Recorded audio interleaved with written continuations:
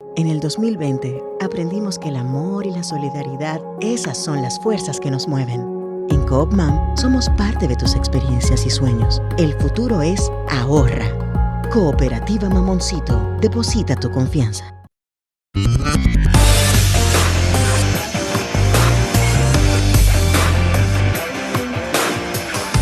Desde la República Dominicana soy Ivonne Ferreira. Ya es martes. Oye, un día interesante, un día emblemático por partida doble. Hoy, un día como hoy, señores, en 1978, aquí en República Dominicana, hace 41 años, me parece, 41 años, ¿verdad? Se produjo el suicidio, yo pienso que de uno de los hombres más pulcros que han ocupado la presidencia de la República, don Silvestre Antonio Guzmán Fernández. Sí, señor, un día como hoy, un 4 de julio.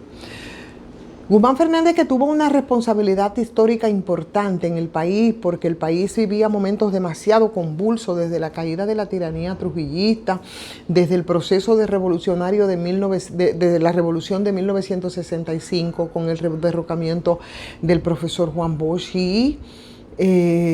posteriormente los 12 años entonces de reedición de la dictadura trujillista a manos de Joaquín Balaguer, teñidos de sangre, de sudor y de sangre de muchos jóvenes de nuestro país. Y en 1978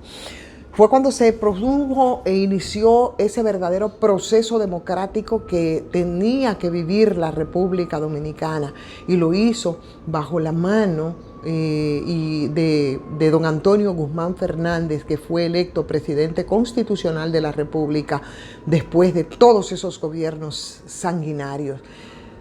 Lamentablemente, la situación del PRD, que viene de lejos,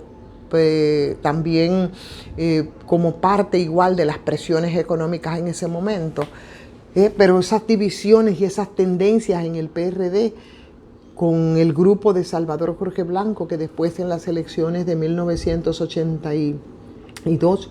bueno, pues resultó electo. Dicen, dentro de las causas, llevaron a una persona, un hombre honorable, a un señor, un hacendado, una persona sin carencias económicas, que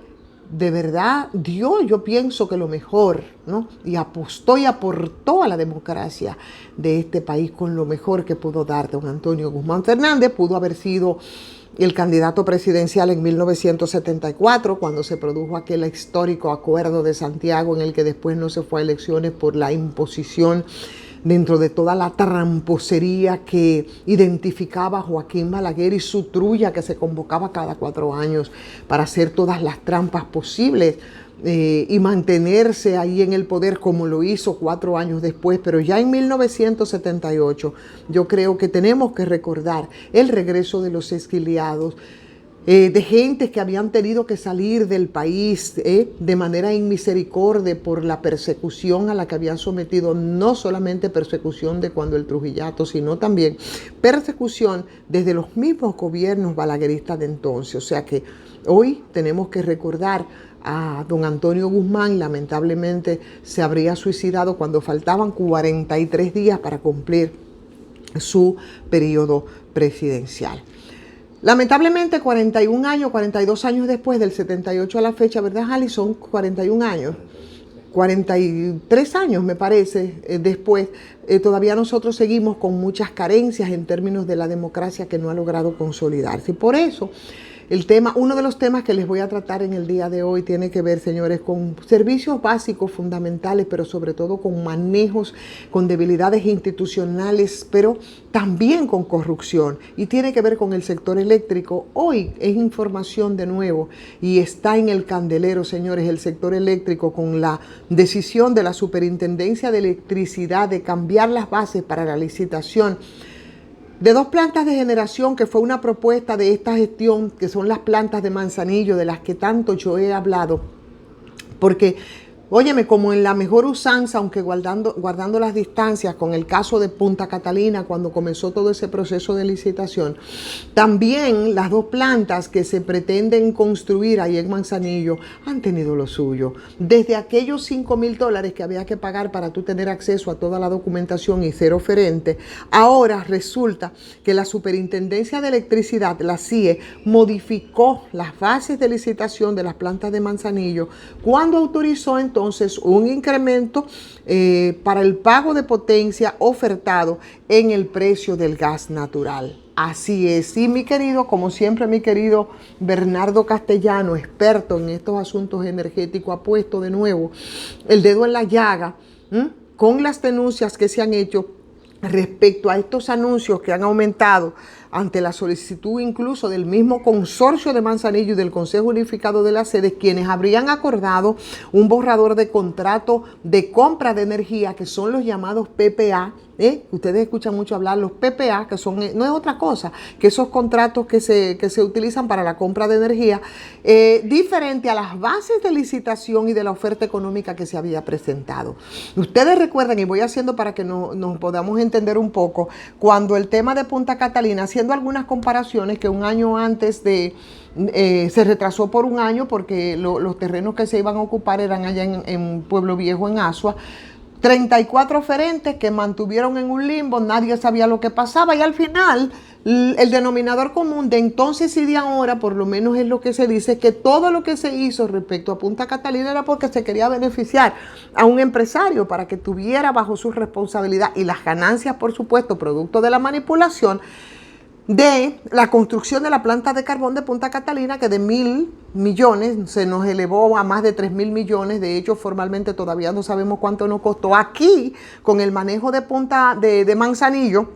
en la violación que se ha hecho a las bases de la licitación, parece que también van enfiladas a beneficiar a un judicatario. Entonces han violado y una violación que de hecho ha sido admitida por la Superintendencia de Electricidad,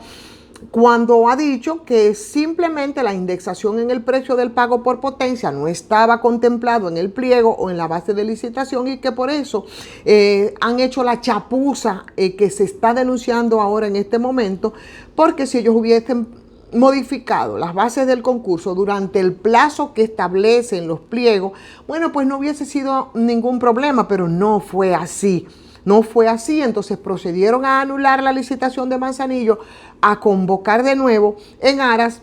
de la justicia y la transparencia, es lo que correspondería. Pero ya ustedes saben, tiene mucho en común respecto a lo que se hizo, por supuesto que sí, con lo de las Catalinas para beneficiar en aquel caso a Odebrecht, ahora a otro oferente, y por eso se han violado todos los procedimientos, y a través de una resolución, que es un absurdo jurídico, bueno, pues no se han podido redactar, y se admite que las bases o los pliegos de las licitaciones contemplaban entonces la indexación del pago por capacidad de potencia, con lo que prácticamente ellos están admitiendo que se violó todos los procedimientos, en este caso, señores, de Manzanillo. Hoy, 4 de julio, señores, los gringos están de fiesta, ¿no? Sí, porque hoy es el cumpleaños de los Estados Unidos, 4 de julio, así es que saludos para Gringolandia, Happy Birthday USA, así es, USA, para que Camila no me mate, Gringolandia, para no complicarnos la vida.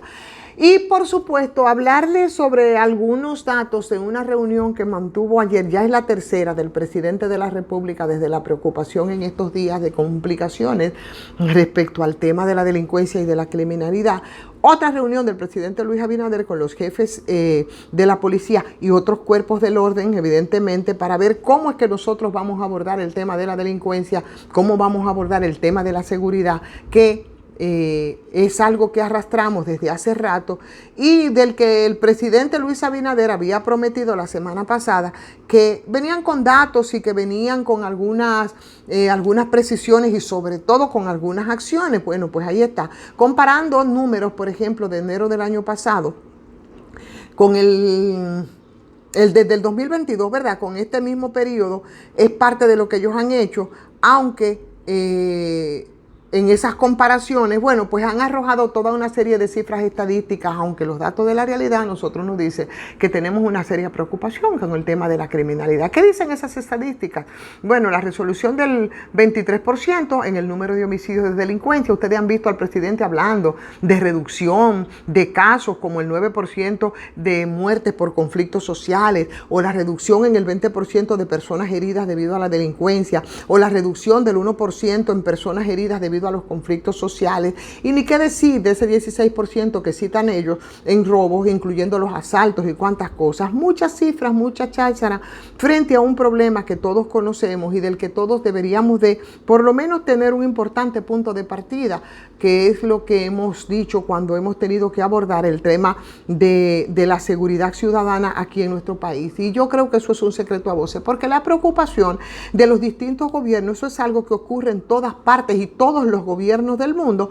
sobre todo en esos países democráticos donde la libertad se convierte en libertinaje y donde todo el mundo cree que puede hacer lo que le da la gana. Pero si, como está comprobado, nosotros tomamos como punto de partida, señores, que el mayor nivel de pobreza, de marginalidad, te produce el mayor nivel de violencia, son elementos entonces que van de la mano, y yo creo que debería de ser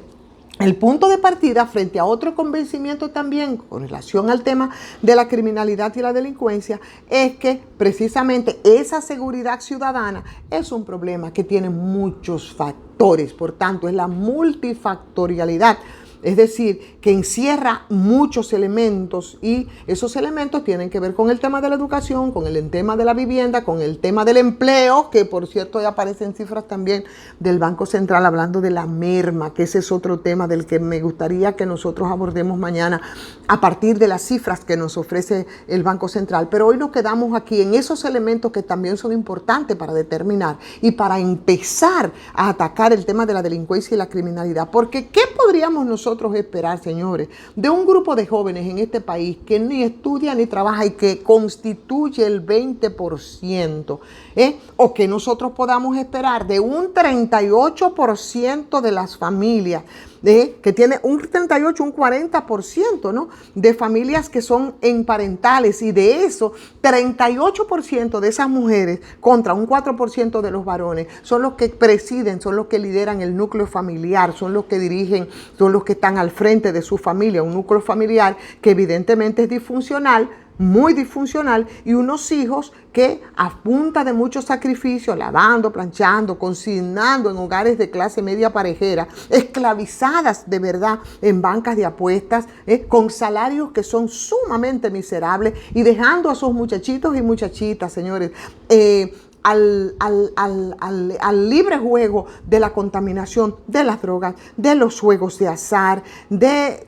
toda esa contaminación que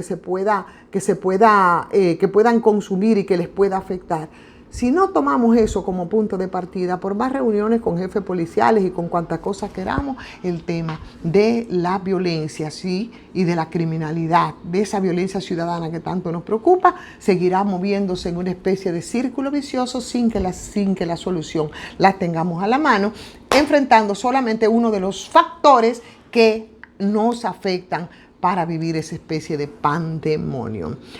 Señores, muchísimas gracias como siempre a Farmacia GBC, muy cerca de usted, una Medicar GBC con 20% de descuento, eso es en todas las sucursales. Siempre el agradecimiento eterno es a ustedes porque nos apoyan, nos siguen, nos comentan. Denle like si les gusta la transmisión. Inviten también a otras personas a que